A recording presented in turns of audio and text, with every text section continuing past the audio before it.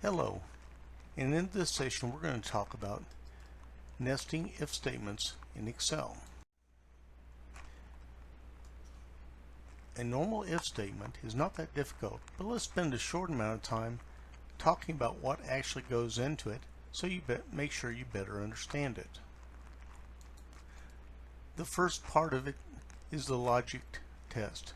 This test could be anything from cell C1 is equal to 25, or C2 is greater than C3, or something like that. It could be, so this is a logic test. The logic could be less than, as well, greater than, or equal to, all those functions. Now if a condition turns out to be true, this will then put a certain value that you enter in this field will be displayed in the cell. If the value is false, then in this case the value that you enter in this argument will be presented.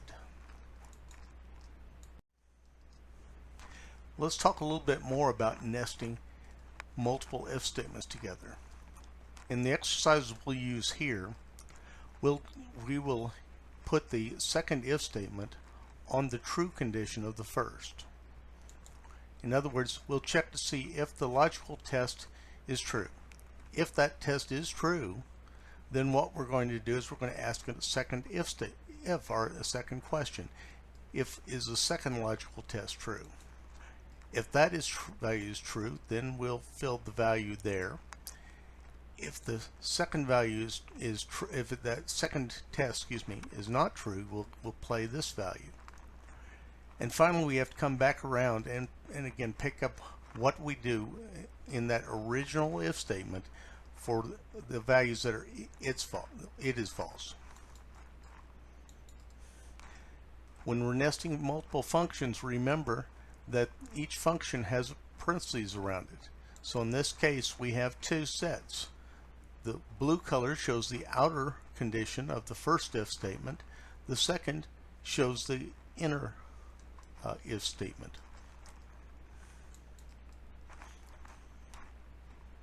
We're going to deal now in a simple, take this simply down to a product that deals with the post office. Our company sends lots of information to the post office. So the first thing we want to do is check to see if this particular item we're dealing with is an envelope. If it is, then we're going to check to see, is it a small envelope? If it's a small envelope, the second condition, both first and second conditions being true, then we're going to put one stamp on it. If the envelope is not small, that is medium or large, we're going to put two stamps on it.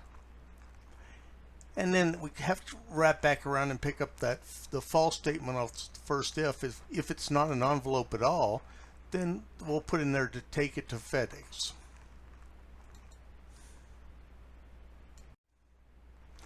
This is the same instruction we talked about just now.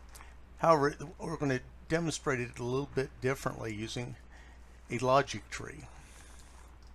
So the first question being, is the type equal to an envelope? That being the values in C3 in this case. If it's true or false question, okay, if it's true, then we check to see, is the size of that small? Again, it's another split, true, false. And if it's true, again, we're going to put the value in that cell will be 1, and it's 1 stamp. And if it's false, it's going to be 2 stamps because it's not a small envelope, it's medium or large. And then we come back and say, if it's not an envelope, we're going to actually say, take it to FedEx. This is a simple demonstration of dealing with nested if statements. We could have had the if statements, the inner if statement, on the second or the false condition of the first. So this can lay out multiple ways. We hope you found this instructive, and we'll see you in future sessions.